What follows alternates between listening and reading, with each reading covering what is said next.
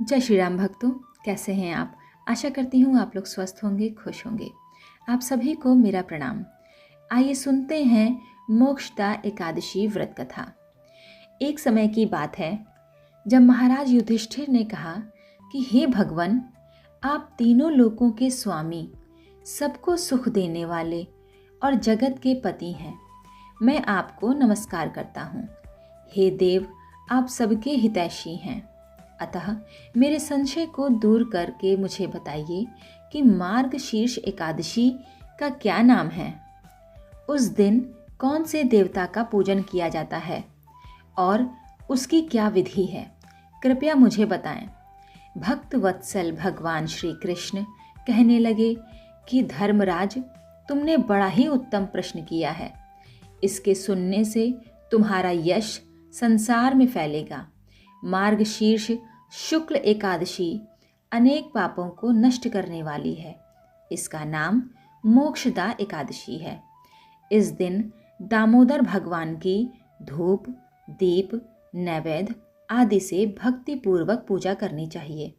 अब इस विषय में मैं एक पुराणों की कथा तुम्हें सुनाता हूँ।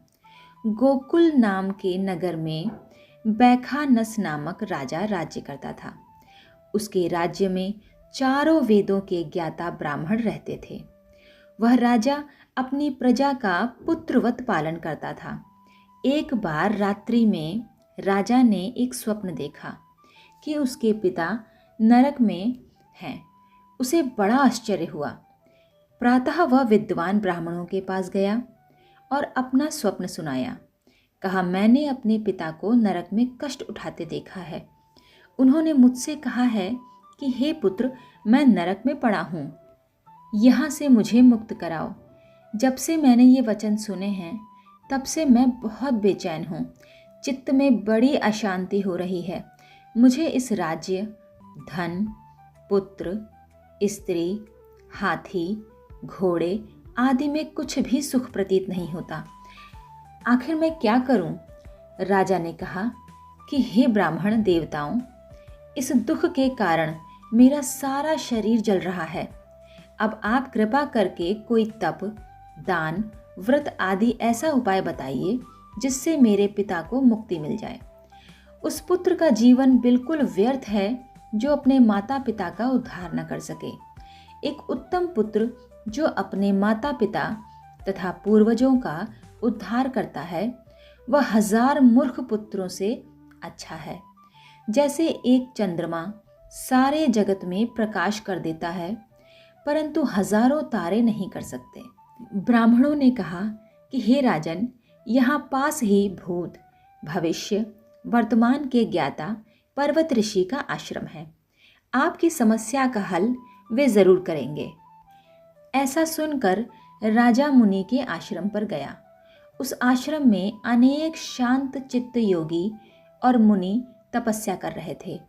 उसी जगह पर्वत मुनि भी बैठे थे। राजा ने मुनि को साष्टांग दंडवत किया। मुनि ने राजा से सांगोपांग कुशल पूछी।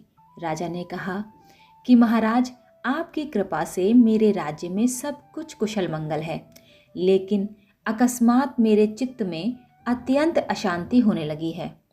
ऐसा सुनकर पर्वत मुनि ने आंखें बंद की और भूत विचारने लगे। फिर बोले कि हे राजन, मैंने योग के बल से तुम्हारे पिता के कुकर्मों को जान लिया है। उन्होंने पूर्व जन्म में कामातुर होकर एक पत्नी को रति दी, किंतु सौत के कहने पर दूसरे पत्नी को ऋतुदान मांगने पर भी नहीं दिया। उसी पाप कर्म के कारण तुम्हारे पिता को नरक में जाना पड़ा। तब राजा ने कहा, इसका कोई उपाय बताइए। मुनि बोले, हे राजन, आप मार्गशीर्ष एकादशी का उपवास करें और उस उपवास के पुण्य को अपने पिता को संकल्प कर दें। इसके प्रभाव से आपके पिता की अवश्य नरक से मुक्ति होगी। मुनि के ये वचन सुनकर राजा महल में आया और मुनि के कहने के अनुसार कुटुंब सहित मोक्षदा एकादशी का व्रत किया। इसके उपवास का पुण्य उसने अपने पिता को अर्पित कर दिया। इसके प्रभाव से उसके पिता को मुक्ति मिल गई और स्वर्ग में जाते हुए वे पुत्र से कहने लगे, हे पुत्र, तेरा कल्याण हो। यह कहकर वे स्वर्ग चले गए। मार्गशीर्ष मार्ग की शुक्ल पक्ष की मोक्षदा एकादशी का जो भी व्रत करते हैं उनके समस्त पाप नष्ट हो जाते हैं। इस व्रत से बढ़कर मोक्ष देने वाला और कोई व्रत नहीं है। इस कथा को पढ़ने या सुनने से वायपेय यज्ञ का फल मिलता है। यह व्रत मोक्ष देने वाला तथा चिंतामणि के समान सभी मनोकामनाएं पूर्ण करने वाला है। तो सभी हाथ जोड़कर प्रेम से बोलिए, जय हो एकादशी की। आपको ये कथा सुनकर कैसा लगा मुझे ज़रूर बताइएगा। कमेंट में जय श्री राम लिखना बिल्कुल मत भूलिएगा। मेरे वीडियोस को लाइक करिएगा, शेयर करिएगा। मेरे चैनल को अभी तक सब्सक्राइब नहीं किया है तो प्लीज़ सब्सक्राइब कर लीजिएगा। तब तक के लिए जय श्री राम।